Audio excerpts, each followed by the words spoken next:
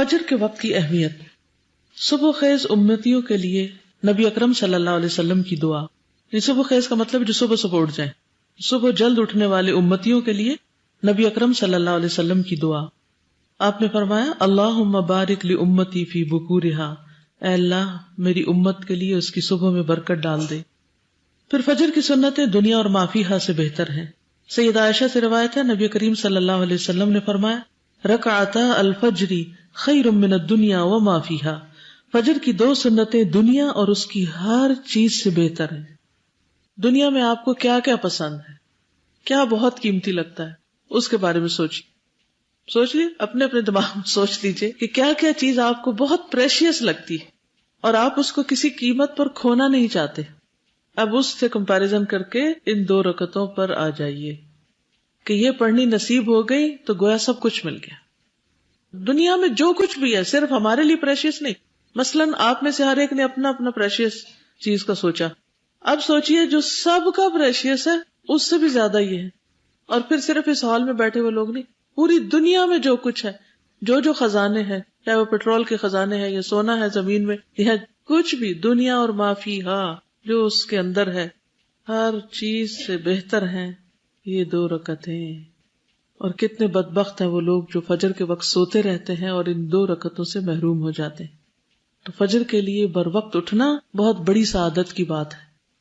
اگر صرف اس ایک حدیث کو آپ کہیں جا کر ڈسکس کریں، اور اس وقت آپ چپ کر کے بیٹھیں اور بولنے کا وقت بھی اتنا نہیں ہے، لیکن کسی بھی گیدرنگ میں اگر آپ سوال کریں کسی کہ آپ کو سب سے زیادہ قیمتی چیز کیا لگتی، پھر دوسرے سے پوچھے، پھر تیسرے سے، پھر اسی طرح یہ ایکٹیویٹی کر کے پھر ان کو سوچوائیں کہ اس سے بہتر ہے 2 رکعتیں. یعنی اتنا بڑا خزانہ ہمیں مل جاتا ہے اس وقت، اتنا بڑا اجر، اتنی بہترین چیز.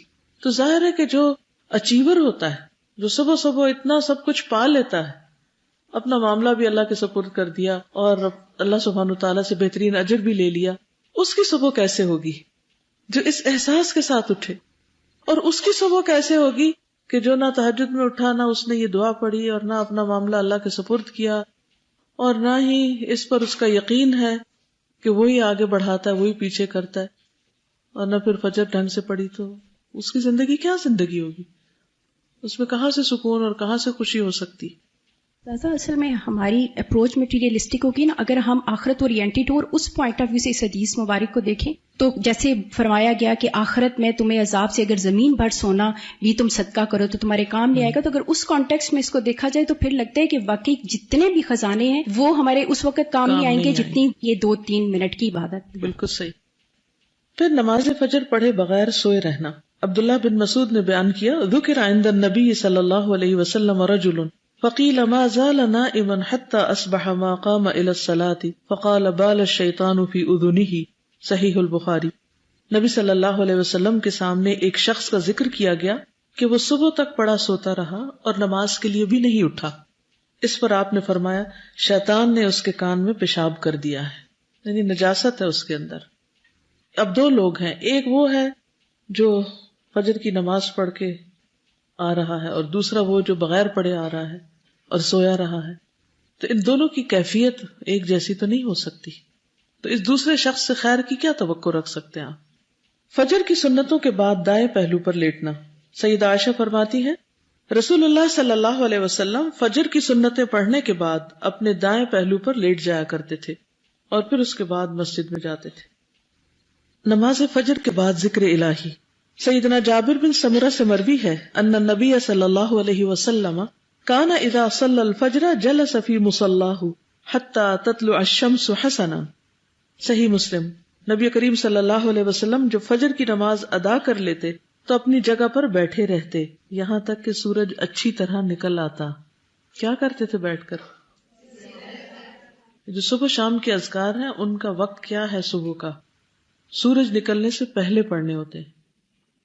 نوٹ کر لیجئے بات، کیونکہ بہت سے لوگوں کے ہاتھ میں ایاک نستعین دیکھتی ہوں سورج نکلنے کے بعد، تو ان کو پڑھنے کا اصل وقت سورج نکلنے سے پہلے تک کا ہے. اگر کسی وجہ سے مس ہو جائے تو بعد میں پڑھ لیجئے، لیکن اصل وقت وہی ہے، اور فجر کی نماز کے فوراً بعد پڑھ لی جائے. سیدنا انس سے روایت ہے کہ رسول اللہ صلی اللہ علیہ وسلم نے فرمایا من صلی الغداۃ فی جماعۃ ثم قعد یذکر اللہ حتى تطلع الشمس ثم صلى ركعتين كانت له كأجر حجة وعمرة. قال قال رسول الله صلى الله عليه وسلم تامة تامة تامة. جس نے فجر کی نماز با جماعت ادا کی پھر سورج طلوع ہونے تک بیٹھا اللہ کو یاد کرتا رہا، پھر 2 رکعت نماز ادا کی یعنی اشراق، تو اسے مکمل ایک حج اور ایک عمرے کا ثواب ملے گا. اور رسول اللہ صلی اللہ علیہ وسلم نے تاکید کے لیے لفظ تامتن تامتن تامتن یعنی 3 بار یہ بات دہرائی تاکہ شک نہ ہو کسی کو کہ ملے گا یا نہیں ملے گا. کتنے لوگوں کو عمرہ کرنے کا شوق ہے؟ سب کو شوق ہے. اگر وہاں نہ جا سکے تو اللہ تعالیٰ نے محروم نہیں کیا اجر و ثواب سے. آپ روز کمائیں ثواب. نیکی کمانے کا کتنا اچھا طریقہ ہے. اب آپ کہیں گے نہیں ہمیں تو وہ ہماری ڈیوٹی لگ جاتی ہے اور ہمیں تو صفائی کرنی ہوتی ہے اور ہمیں تو ناشتہ دینا ہوتا ہے، اور اتوار کے دن گھر والے سو رہے ہوتے ہیں نا، ناشتہ تو نہیں مانگتے. اس دن آپ مصلی پہ بیٹھ جائیے. اور پھر اس کے علاوہ بھی جیسے 100 دفعہ سبحان اللہ و بحمدہ اور 100 دفعہ لا الہ الا اللہ وحدہ لا شریک لہ، اور اسی طرح کے جو بھی ذکر اذکار ہیں. اگر ہر روز عمرہ نہیں کر سکتے تو ہفتے میں 1 دفعہ تو کر لیجئے، ٹھیک ہے نا، انشاءاللہ. عمرو بن عبسہ سے روایت ہے کہ رسول اللہ صلی اللہ علیہ وسلم نے فرمایا جب بھی سورج چڑھتا ہے اللہ تعالیٰ کی ہر ایک مخلوق اس کی تسبیح بیان کرتی، لیکن شیطان اور اولاد آدم میں سے آتا قسم کے لوگ نہیں کرتے.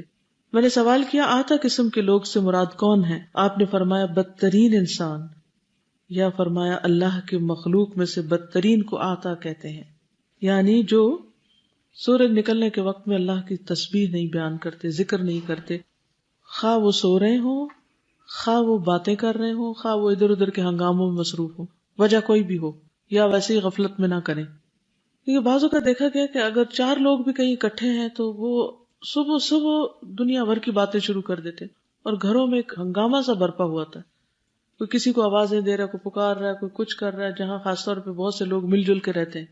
تو ان اوقات میں اپنے گھر والوں کو، بچوں کو بھی ایک ادب اور تمیز سکھائیے کہ یہ وقت سوشلائزنگ کا نہیں ہے، یہ اللہ کے ذکر کا ہے، اور اس میں بلند آواز سے بولنا، چیخنا چلانا اور اللہ کے ذکر کو بھول جانا یہ پسندیدہ نہیں. ٹھیک ہے نا؟ جس طرح ہاسٹل میں بھی رہتے ہیں، تب یہ نہیں کہ صبح ہو گئی اور اب پھر آپ چہچہانا شروع کر دیں. پرندے جو چہچہاتے ہیں نا وہ اللہ کی تسبیح کر رہے ہوتے ہیں، ساری مخلوق لگی ہوئی ہوتی. تو ہمیں بھی اس وقت میں اللہ سبحانہ و تعالیٰ کی تسبیح کرنی چاہیے، ذکر کرنا چاہیے. یا تو قرآن مجید کی تلاوت کریں یا پھر باقی جو بہترین اذکار بتائے گئے ہیں.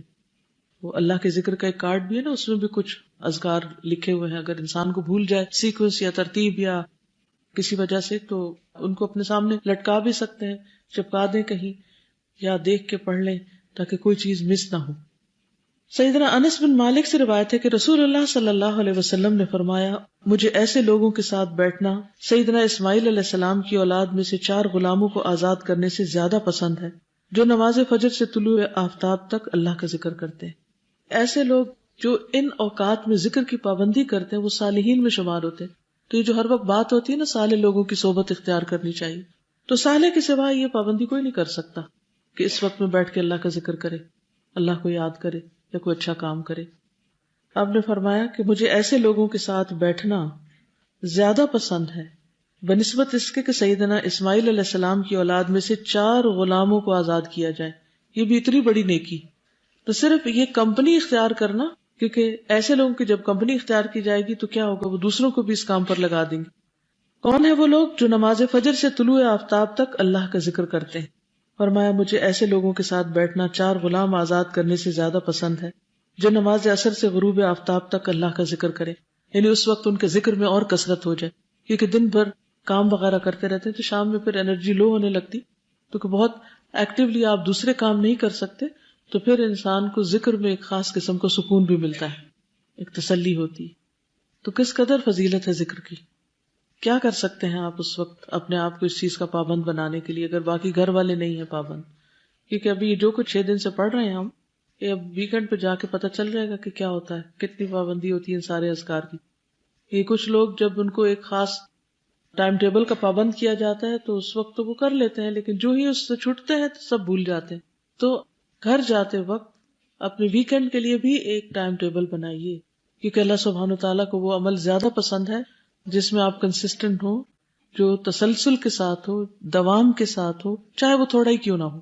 ٹھیک ہے.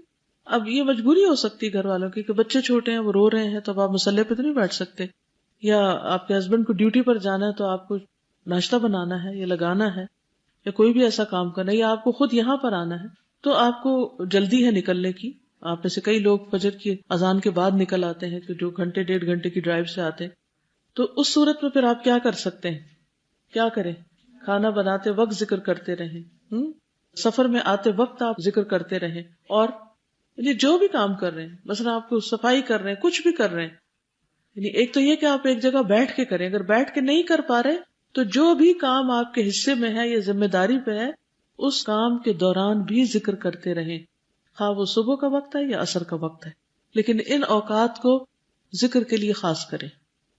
اس سے یہ بھی پتہ چلتا ہے کہ شام کے اذکار مغرب کی اذان سے پہلے ہو جانے چاہیے، یعنی عصر کی نماز پڑھنے کے بعد شام کی دعاؤں کا وقت شروع ہو جاتا ہے. ٹھیک. قیلولہ، قیلولہ سے مراد گہری نیند سونا نہیں ہے،